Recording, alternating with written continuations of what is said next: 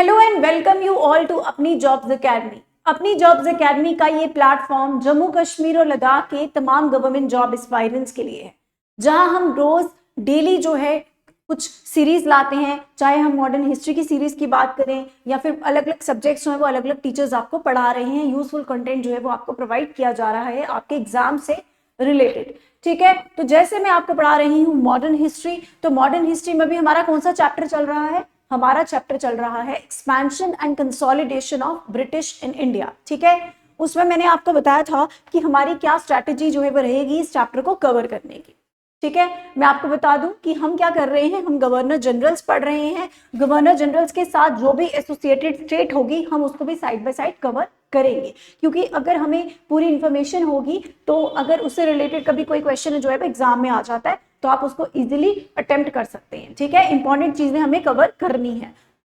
अच्छा चलिए, मैं आपको एक बात बता दूं कि एक चीज क्लियर करनी है कि कल मैंने आपको ये पिक्चर दिखा दी थी, ये लॉर्ड वेलेस्ली नहीं है, ये लॉर्ड हेस्टिंग्स है। कौन है ये?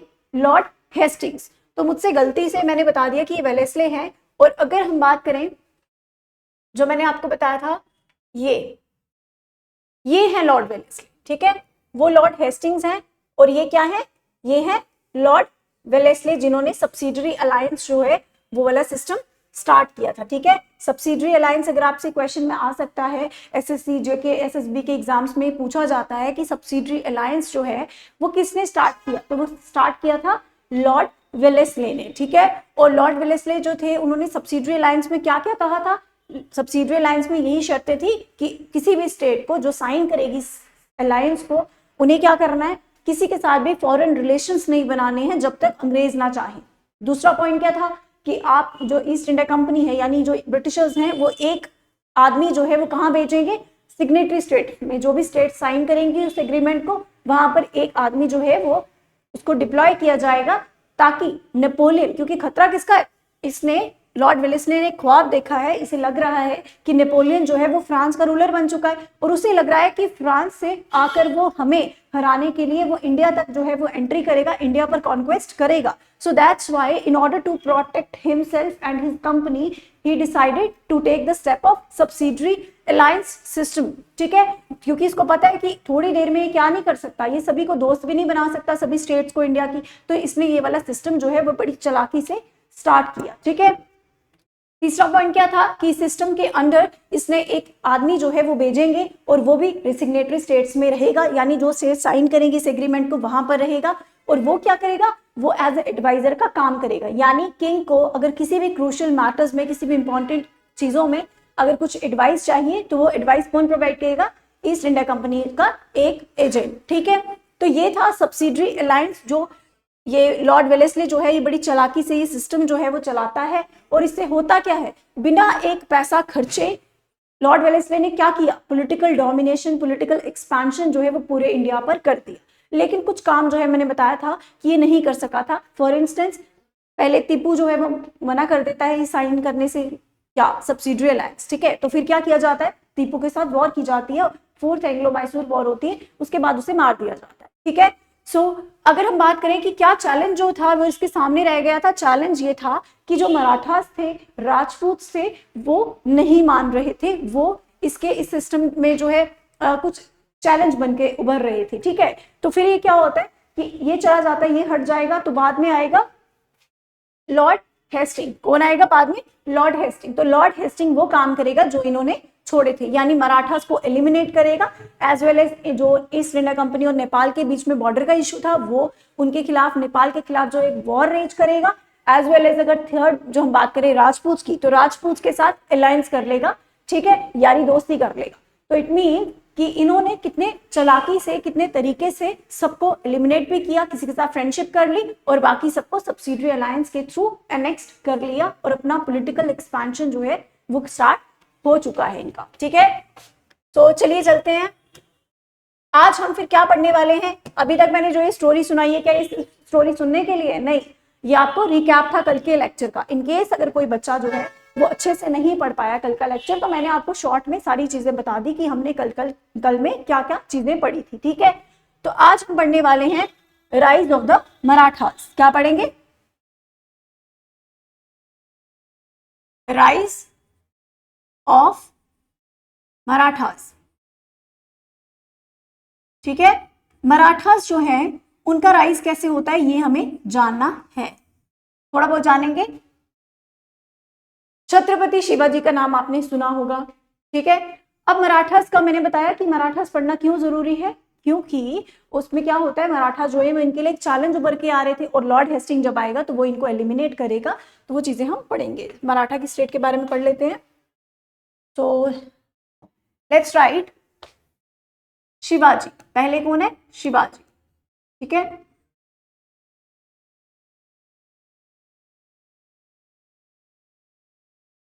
इस कलर से लिख लेते हैं।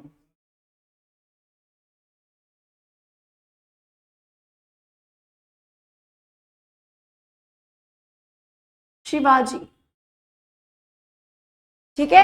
शिवाजी का टाइम पीरियड लिख लिए 674 टू 1680, ठीक है। अब शिवाजी की स्टोरीज आपने बहुत सारी पढ़ी होंगी, शिवाजी के बारे में बहुत, उनके वेलर की, उनकी करेज की बहुत सारी स्टोरीज जो है वो आपने सुनी होंगी, ठीक है। He was the son of Jijabai and Shahaji Bhonsle, ठीक है। उनके बच्चे हैं और साईबाई निमरकर से इनकी शादी हो जाती है, ये उनकी पर्सनल स्टोरी है, ठीक है, जो हमारे लिए जानना उतना जरूरी नहीं है। आपको मैं बता दूं कि शिवाजी जो है वो बहुत सारे फोर्ट्स जो हैं, सबसे पहले बहुत सारे फोर्ट्स, बहुत सारे किले जो हैं वो एनेक्स करते हैं, यानी उन पर अपना डोमिनेशन जो है वो बना लेते हैं, कैप्चर कर लेते हैं, ठीक है। जिसमें एक रायगढ़ का फोर्ट जो है उसको अपनी कैपिटल बना देते हैं। तो अब हमने क्या लिखना है कि शिवाजी की कैपिटल क्या है, ये नहीं दिखेगा ना,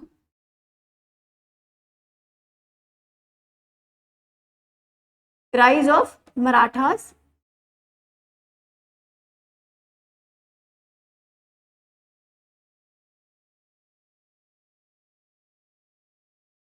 जिसमें हमने क्या करना है, शिवाजी के बारे में पढ़ना है। तो हम लिखेंगे शिवाजी,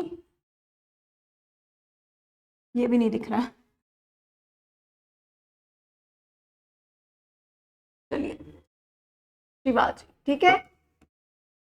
क्या टाइम पीरियड है इनका, 1674 टू 1680। आपके लिए इतना टाइम पीरियड जानना जरूरी नहीं है, बट आप थोड़ा बहुत आइडिया जो है वो रखना चाहिए, ठीक है, कि कब कब क्या चीजें हुई हैं, क्योंकि इनडायरेक्टली भी कभी कभी क्वेश्चन जो है इससे रिलेटेड आ सकता है।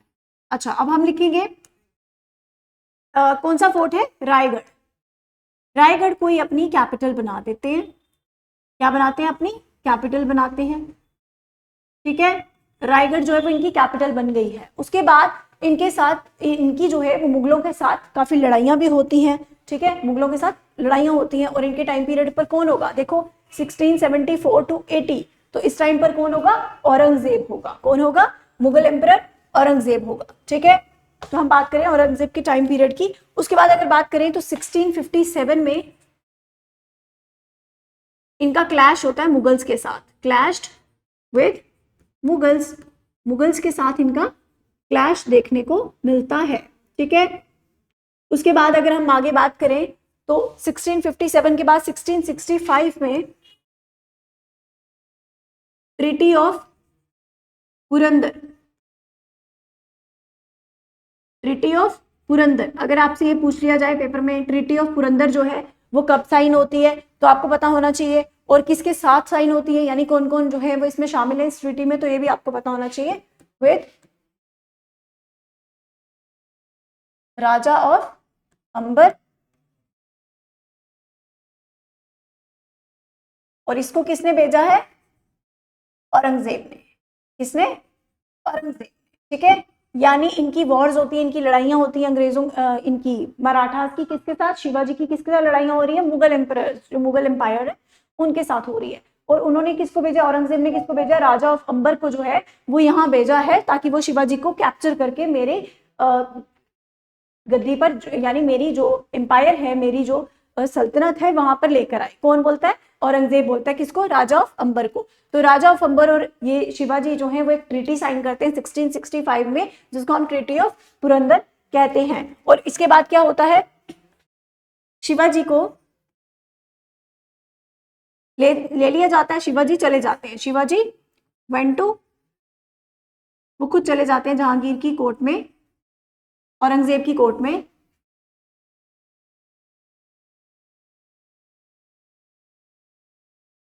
ठीक है ना, उन्हें बंदी बना लिया गया था इस बैटल में। और फिर क्या होता है, ये औरंगजेब की कोर्ट में चले जाते हैं। और फिर क्या होता है,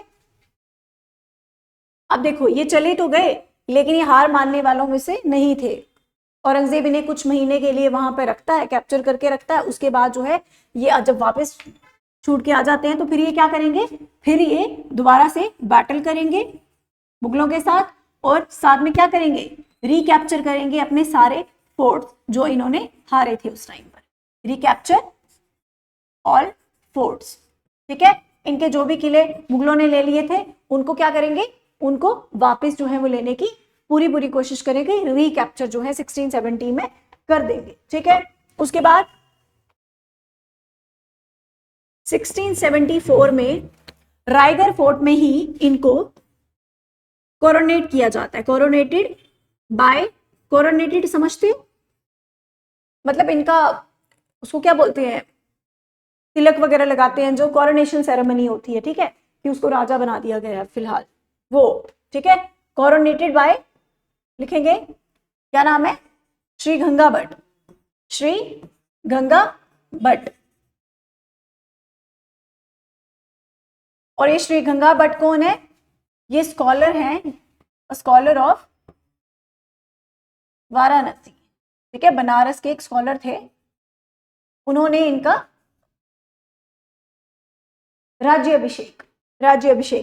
ठीक है, coronated by Sri Ganga Bhatt in 1674 at Raigad Fort, at Raigad Fort, and took the title of, कौन सा टाइटल लिया इन्होंने, इन्होंने टाइटल लिया था। अब ये आपको पूछा जा सकता है कि इन्होंने कौन सा टाइटल जो है वो लिया था, इनको टाइटल कौन सा लिया इन्होंने,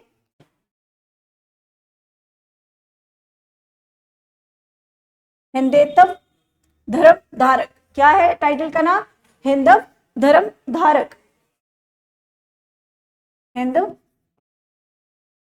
धर्म या धर्म धारक। ठीक है, it means the protector of Hindus. क्या है, प्रोटेक्टर ऑफ हिंदूज, ये इन्होंने टाइटल दिया था। ठीक है,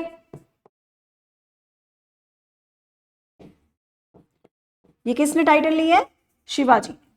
ठीक है, तो अभी तक आपने क्या पढ़ा कि शिवाजी जो है इनका टाइम पीरियड कौन सा है, इनका टाइम पीरियड है 1674 टू 1680। क्या टाइम पीरियड है इनका, 1674 टू 1680 तक इनका टाइम पीरियड है। और रायगढ़ जो है वो इनकी कैपिटल है। 1657 में इनका क्लैश हो जाता है मुगलों के साथ। उसके बाद 1665 में ट्रीटी ऑफ पुरंदर जो है राजा ऑफ अंबर के साथ की जाती है, जिसको किसने भेजा है, औरंगजेब ने भेजा है। और क्यों भेजा है, शिवाजी को कैप्चर करने के लिए, शिवाजी को बिसीज करने के लिए, उन्हें बंदी बनाने के लिए। और फिर क्या होता है, शिवाजी चले जाते हैं उसके साथ।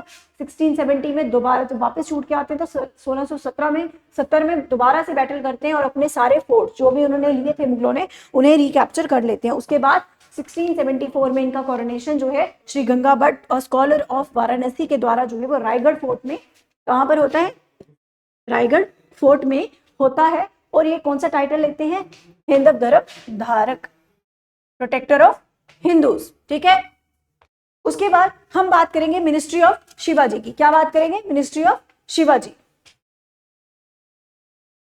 नेक्स्ट स्लाइड में लिख लेते हैं।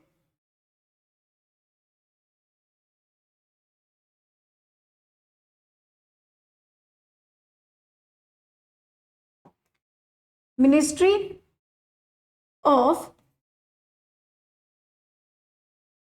शिवाजी, शिवाजी की मिनिस्ट्री के बारे में हम पढ़ेंगे। मिनिस्ट्रीज जो जो इन्होंने किस किस को क्या क्या मिनिस्ट्री दी थी, तो हम लिखेंगे इनको क्या बोलते हैं, अष्ट प्रधान। क्या बोलते हैं, अष्ट प्रधान। अष्ट प्रधान मींस 8 मिनिस्टर्स जो है इनको अष्ट प्रधान के नाम से जाना जाता है। ठीक है, सो लिखेंगे कौन से हैं, पहला पेशवा पेशवा कौन थे? पेशवा जो है वो यहाँ पर पीएम है, बाद में ये पीएम का काम संभालते हैं और पहले ये जनरल एडमिनिस्ट्रेशन जो है वो संभालते हैं। ठीक है, पेशवा के बाद हम लिखेंगे मजूमदार, मजूमदार, उसके बाद लिखेंगे वाके नवीस, वाके नवीस, दाबीर,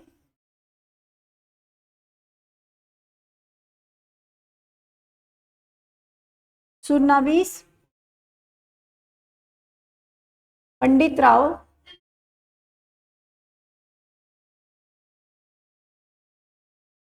सरे नौबत, सर ए नौबत, एंड कितने हुए? 1 2 3 4 5 6 7 न्यायाधीश, न्यायाधीश। ठीक है, ये सारे 8 मिनिस्टर्स जो हैं इनको ये पोस्ट जो है वो दी गई है। तो पेशवा क्या है? प्राइम मिनिस्टर जो जनरल एडमिनिस्ट्रेशन का काम संभालते थे और बाद में इनको पीएम जो है वो बना दिया जाता है लेटर। ठीक है, अच्छा मजूमदार की बात करें तो ये अमात्य हैं। क्या है ये? अमात्य है।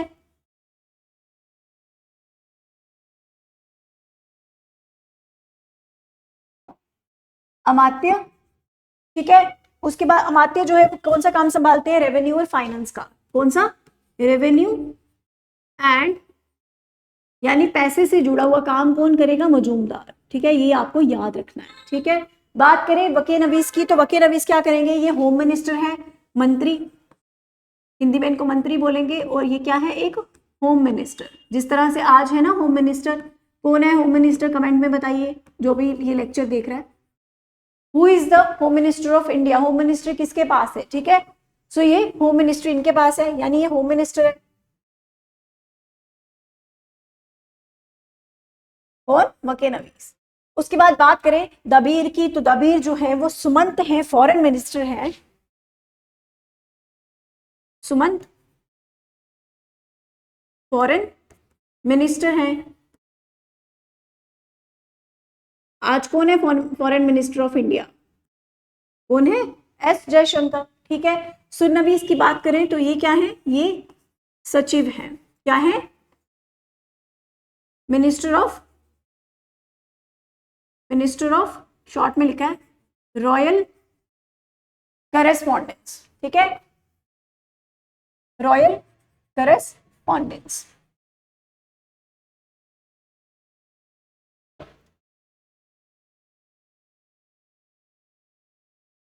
ठीक है, फिर बात करें पंडित राव की तो पंडित राव के पास कौन सा काम है? पंडित राव जो है वो सरदार है, सरदार बोलेंगे इनको हिंदी में। और इनके पास कौन सा डिपार्टमेंट है? Head of religion. ठीक है ना, पंडित, पंडित से ही हम समझ सकते हैं, जैसे हिंदूज में पंडित, मुस्लिम्स में मौलवीज। ठीक है, तो क्रिश्चियंस में फादर। तो इस तरीके से क्या है? पंडित राव जो है वो सरदार है, यानी हेड ऑफ रिलीजन है, जो रिलीजन को लेकर कोई मामला होगा तो ये हमें बताएंगे। ठीक है, सरे नौबत जो है वो सेनापति हैं, यानी मिलिट्री कमांडर, लिख सकते हैं मिलिट्री कमांडर।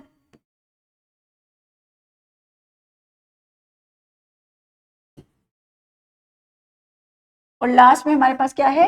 लास्ट में हमारे पास है न्यायाधीश, जो क्या है? जज हैं। क्या है? न्यायाधीश जस्टिस का काम संभालते हैं, यानी जज हैं, जस्टिस का काम संभालते हैं। ठीक है, सो जैसे हर एडमिनिस्ट्रेशन में, जैसे प्राइम मिनिस्टर नरेंद्र मोदी है तो उन्होंने भी पोर्टफोलियोज, डिपार्टमेंट्स जो है वो डिफरेंट मिनिस्ट्रीज को दिए हैं। ठीक है, संभालने के लिए, क्योंकि एक आदमी जो है वो एडमिनिस्ट्रेशन को इफेक्टिवली नहीं चला सकता है, इम्पॉसिबल होता है चलाना बड़ी एडमिनिस्ट्रेशन को। ठीक है, जहां ज्यादा पॉपुलेशन होती है। वैसे भी यहाँ पर भी वहां पर भी क्या किया हुआ, इन्होंने वैसे ही मिनिस्ट्री जो है शिवाजी ने भी बनाई थी, जिसको हम अष्ट प्रधान कहते हैं, because they are 8 in number.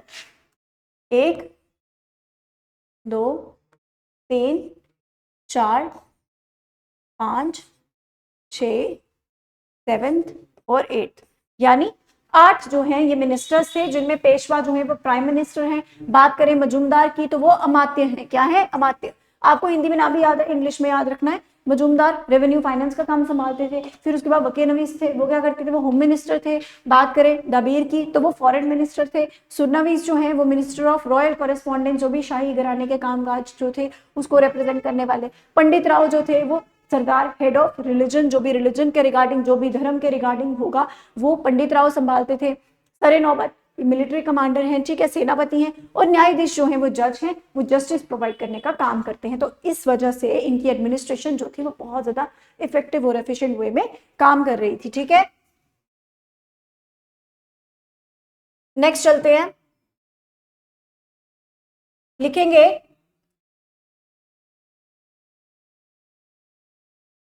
हाँ, अब हमने उनके मिनिस्टर्स के भी नाम जो है वो पढ़ लिए, तो कुछ फैक्ट्स जो है वो उनके एडमिनिस्ट्रेशन के बारे में जान लेते हैं।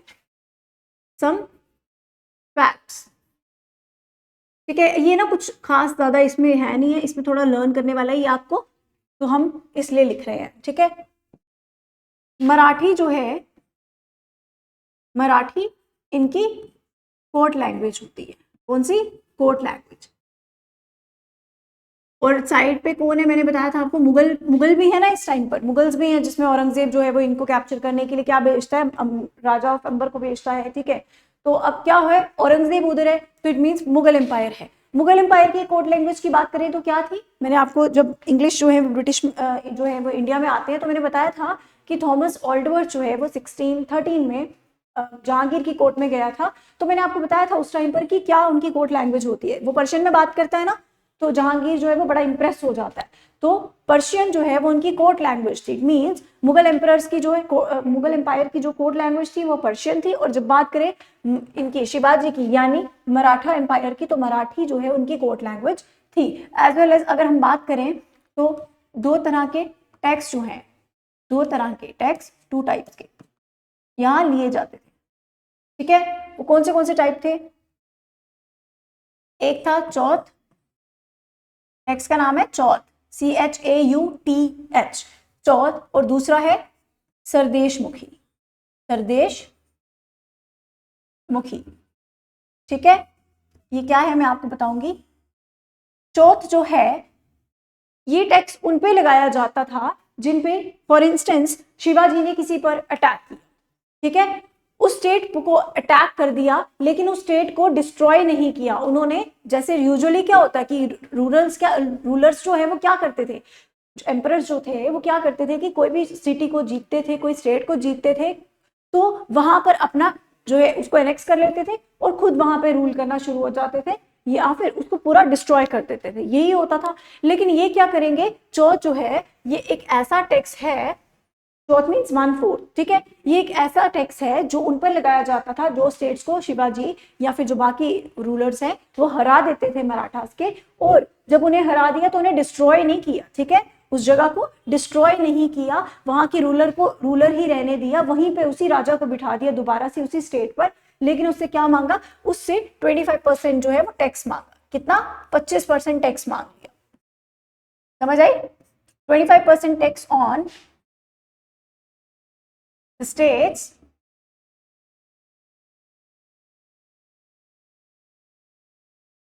he annexed, यहां हम लिखेंगे ही कॉन्कर्ड, ही कॉन्कर्ड, उसने जीती जो स्टेट्स, लेकिन उनको क्या नहीं किया, but did not destroy it, did not destroy it, उन स्टेट्स को डिस्ट्रॉय नहीं किया, वहां के रूलर्स को ही रूलर्स बने रहने दिया और उनसे 25% टैक्स मांग लिया, ठीक है। सरदेशमुखी क्या है? सरदेशमुख होता है लॉर्ड, ठीक है। सरदेशमुखी क्या है? सरदेशमुखी एक ऐसा, ये पहली बात तो 10% लगाया जाता था, ये किस पे लगाया जा रहा है? On the states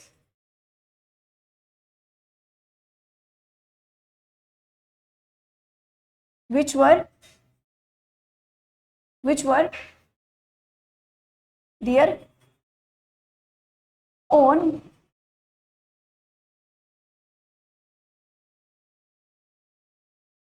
in hereditary manner, but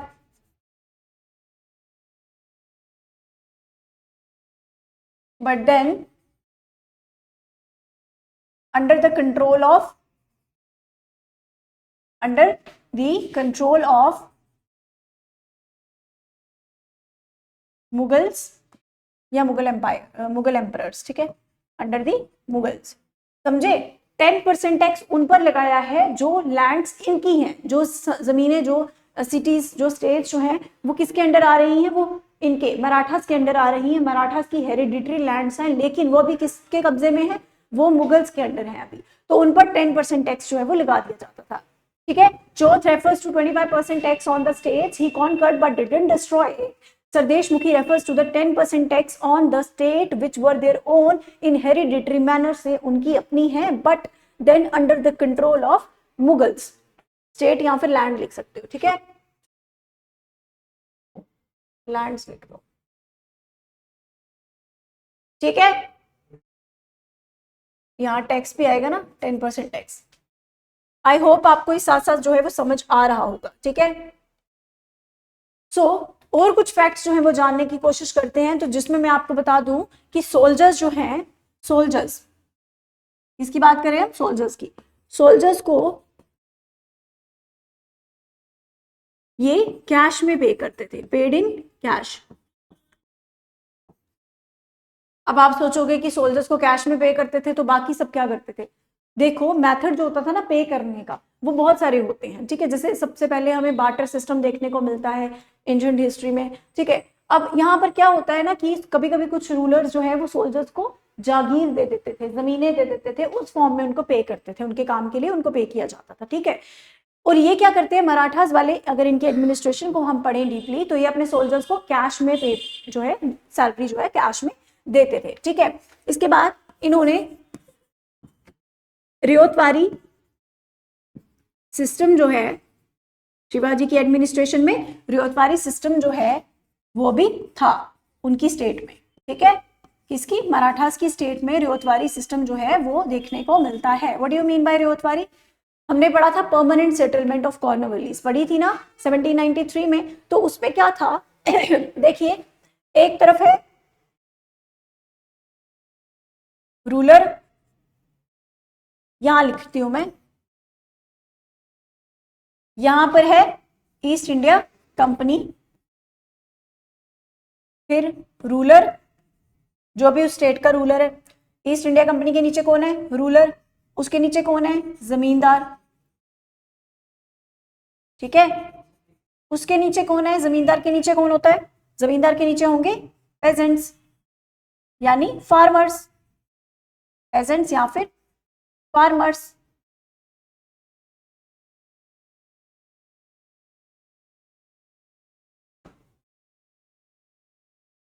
इसके नीचे हम लिखेंगे सरपंच, पंच जो भी होते थे, ठीक है। सरपंच पंच होते हैं ना। उसके बाद आएंगे हमारे पास किसान, जिनको हम फार्मर्स या पेजेंट्स बोलते हैं, ठीक है। सो आपको क्या समझना है, आपको समझना है कि Mahalwari, ryotwari as well as permanent settlement यानी जमींदारी जो है वो क्या थी। तो आप देखिए यहाँ पे ईस्ट इंडिया कंपनी जो है वो हेड पर है, ठीक है। उसके बाद क्या है, रूलर, उसी स्टेट के जो भी स्टेट्स होंगी उनके रूलर होंगे, उनके नीचे जमींदार, उनके नीचे सरपंच या फिर पंच होंगे, ये स्लैश डाला है मैंने, और फिर फार्मर्स होंगे, ठीक है। अगर जमींदार जो है वो डायरेक्टली किसको पे करता है, ईस्ट इंडिया कंपनी को पे कर रहा है, क्या कर रहा है, जमींदार को जो है वो डायरेक्ट पे कर रहा है, तो उसको बोलते हैं जमींदारी सिस्टम। क्या बोलते हैं, जमींदारी सिस्टम, ठीक है। अगर सरपंच और पंच जो हैं वो क्या कर रहे हैं, वो पे कर रहे हैं, तो उसको क्या बोलते हैं, महलवारी सिस्टम, महलवारी सिस्टम। और अगर फार्मर्स जो है वो डायरेक्टली पे कर रहे हैं तो उसे क्या कहेंगे, अगर फार्मर्स जो है वो डायरेक्टली पे कर रहे हैं तो उसे कहते हैं रियोतवारी सिस्टम। क्या कहते हैं, रियोतवारी सिस्टम। आप समझे, जमींदारी सिस्टम जो है वो होगा जब जमींदार पे करेगा ऊपर, ठीक है। रियोतवारी जो होगा उसमें डायरेक्ट पेजेंट्स, डायरेक्ट फार्मर्स जो हैं उनका कांटेक्ट है, यानी ये दो तीन जो हैं वो बीच में होंगे ही नहीं, वो सीधा जो है ईस्ट इंडिया कंपनी ने रूलर रखा होगा ना, तो रूलर को ही देंगे, ईस्ट इंडिया कंपनी उनसे ही लेगी, तो यानी रूलर को कौन देगा, डायरेक्ट फार्मर्स देंगे। तब वो होता है रियोतवारी। और जब सरपंच पंच जो है ये बीच में हेड्स ऑफ द विलेजेस जो हैं ये होंगे, तो ये जब देंगे तो इसको बोलते हैं महलवारी। ठीक है, आई होप ये आपको क्लियर हो चुका होगा। तो आगे हम पढ़ेंगे, इसको नोट कर लीजिए।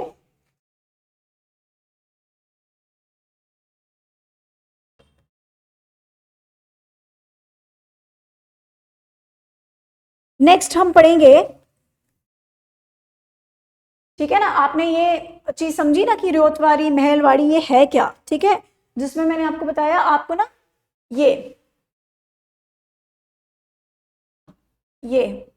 क्या बताया मैंने, जमींदारी में जमींदार जो है वो रूलर को पे करेगा, ईस्ट इंडिया कंपनी तो हेड है ना, तो ये इनसे ही लेगी। ठीक है, जमींदारी में जमींदार रूलर को देगा, सरपंच और पंच कब देंगे रूलर को, जब महलवारी सिस्टम होगा, यानी अगर वो देते हैं सरपंच और वो देते रूलर्स को देते हैं तो वो मीन्स महलवारी सिस्टम हो गया। और जब फार्मर्स जो है वो डायरेक्टली दे रहे हैं, फार्मर्स जो है वो डायरेक्टली अगर दे रहे हैं रूलर्स को, तो उसे कहते हैं रियोतवारी सिस्टम। क्या बोलते हैं उसे, रियोतवारी सिस्टम। यानी उस टाइम जमींदार भी नहीं रहा, उस टाइम सरपंच पंच भी नहीं रहे। ठीक है, बीच में वो नहीं आएंगे, वो कट जाएंगे। ठीक है, सो चलिए आगे हमें पढ़ना है इनके बेटों के बारे में। ठीक है, तो हम थोड़ा बहुत जानेंगे,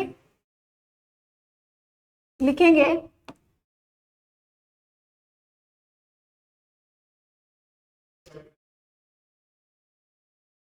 संभाजी।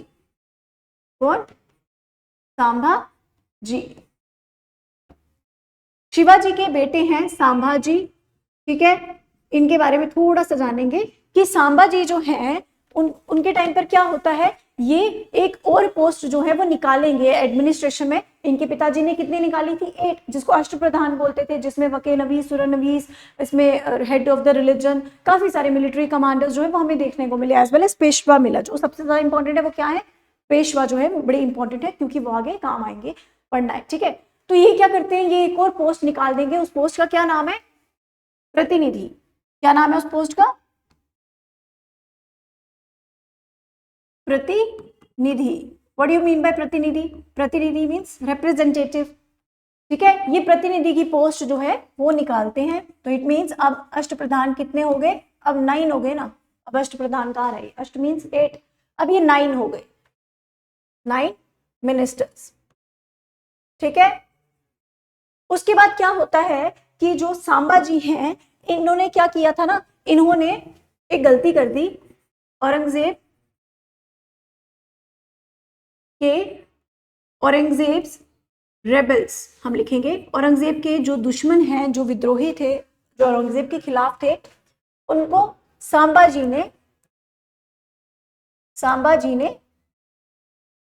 शेल्टर प्रोवाइड, क्या किया, Sambhaji provides shelter to Aurangzeb's rebels और the rebels of the Aurangzeb. ठीक है, तो इससे क्या होगा, दोनों के बीच में लड़ाई होगी ना, औरंगजेब को तो गुस्सा आएगा, और वैसे भी इनकी मुगलों की हमेशा से नहीं बनती थी, इनके पिताजी से भी उनकी नहीं बनती थी। तो अब क्या होगा, औरंगजेब और संभाजी के बीच में लड़ाई होगी, क्योंकि पहला कारण तो ये था कि शिवाजी के साथ भी उनकी जो है लड़ाई थी, और दूसरा कारण क्या बन गया है कि उन्होंने क्या किया है, उनके रेबल्स को शेल्टर दी है, किसने, संभाजी ने। तो अब लड़ाई जो होगी हम लिखेंगे बैटल ऑफ, कौन सी बैटल है, बैटल ऑफ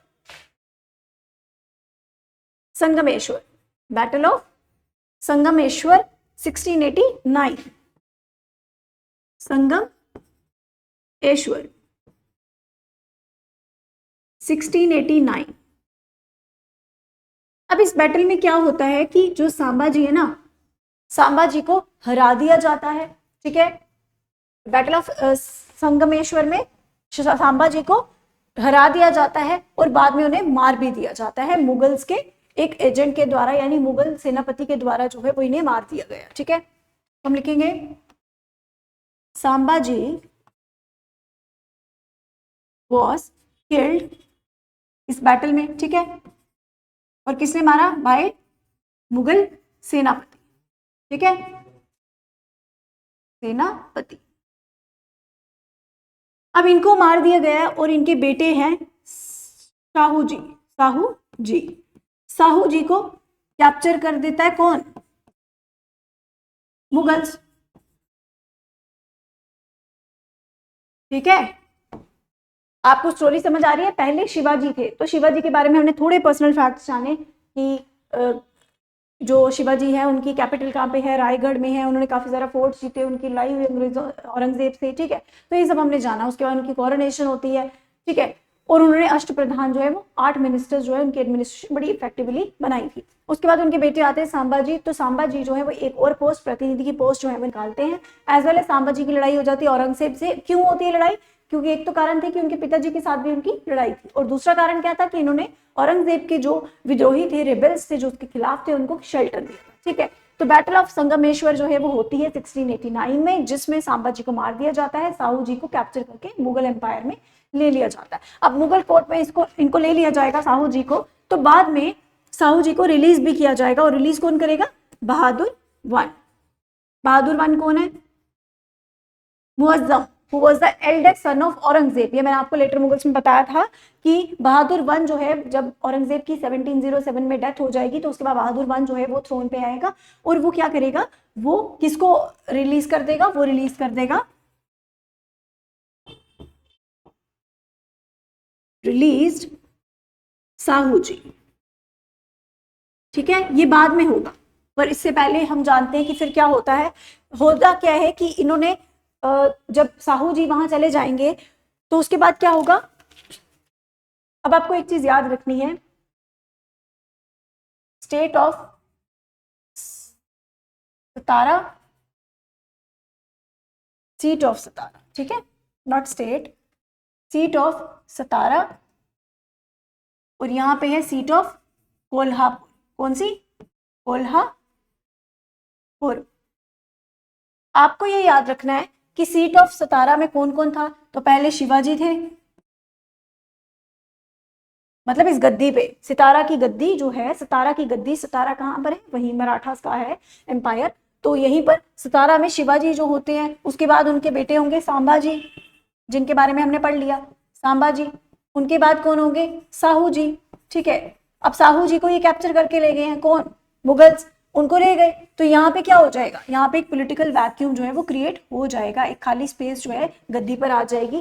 साहू जी जो राजा थे उन्हें ले लिया जाएगा, यानी जो राजा बनने वाले थे इस लड़ाई में, साहू जी और सांबाजी दोनों लड़ते हैं, सांबाजी को मार दिया जाता है और उनके बेटे को कैप्चर करके मुगल्स ले जाते हैं, ठीक है। सो अब यहाँ पे पॉलिटिकल वैक्यूम जो है वो क्रिएट हो चुका है।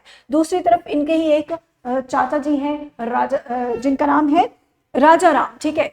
लेकिन क्या होता है कि राजा राम जो है वो भी बाद में जो है यहाँ से उनकी डेथ हो जाएगी, और उनकी वाइफ जो है वो ताराबाई हैं, लिखेंगे इधर पहले राजा राम होते हैं और इनकी वाइफ है ताराबाई, ठीक है, ताराबाई। राजा राम जो है वो भी क्या चाहते हैं कि मैं जो हूं सतारा की कुर्सी पर बैठूं, मैं गद्दी पर बैठूं, मैं राजा बनूं, ठीक है। इनका ये इशू है, रिश्तेदार है, और इनकी वाइफ है ताराबाई, और ये भी चाहती थी। लेकिन क्या होता है, इसी बीच राजा राम की डेथ हो जाती है, इनका चैप्टर क्लोज हो जाता है, ठीक है। इनकी डेथ हो गई, तो इनकी वाइफ ताराबाई क्या करेगी? इनके बेटे को, यानी इन दोनों का बेटा कौन है? शिवाजी टू। शिवाजी टू को क्या करेगी? गद्दी पर बिठा देगी। अब आप सोचेंगे गद्दी यहाँ खाली है, वो कहाँ बिठा रही है? ये दूसरी जगह है कोल्हापुर, वो वहां पर बिठा देगी। उसने वहां क्यों बिठाया? क्योंकि उसे ये लगता है कि कभी भी साहू जी को रिलीज किया जा सकता है।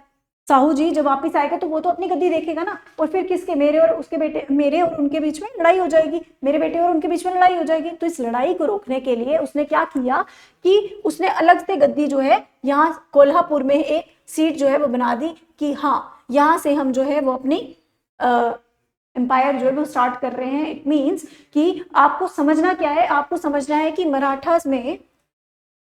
मराठा एम्पायर में बाइफर्केशन आ गया है। क्या आ गया? बाइफर्केशन आ चुकी है। एक आ गई है सीट ऑफ सतारा और दूसरी आ गई है सीट ऑफ कोल्हापुर, ठीक है, समझ रहे हैं। तो यहां पर क्या होगा, जब साहू जी को रिलीज किया जाएगा तो साहू जी के बीच में और किसके बीच में? साहू जी के बीच में और शिवाजी टू के बीच में बैटल होगी। क्या होगी? बैटल होगी, और साहू जी का चैप्टर, शिवाजी टू का चैप्टर क्लोज कर दिया जाएगा, समझे। शिवाजी को मार दिया जाता है साहू जी के द्वारा, और उनका चैप्टर जो है मारा नहीं जाता है, उन्हें यहां से निकाल दिया जाता है और वो चले जाते हैं, उनकी मदर और वो दोनों जो है वो चले जाते हैं, तो राजा कौन बन जाएगा, साहू जी जो है वो वापस से राजा बन जाएंगे। तो यहाँ लिखेंगे साहू जी, ये गद्दी पे कौन बैठेगा, साहू जी। तो it means seat of Kolhapur was eliminated, खत्म ही हो गई ये सीट, ठीक है। और आपको ये जानना है कि साहू जी की हेल्प किसने करवाई थी। तो साहू जी की हेल्प करवाई थी बालाजी विश्वनाथ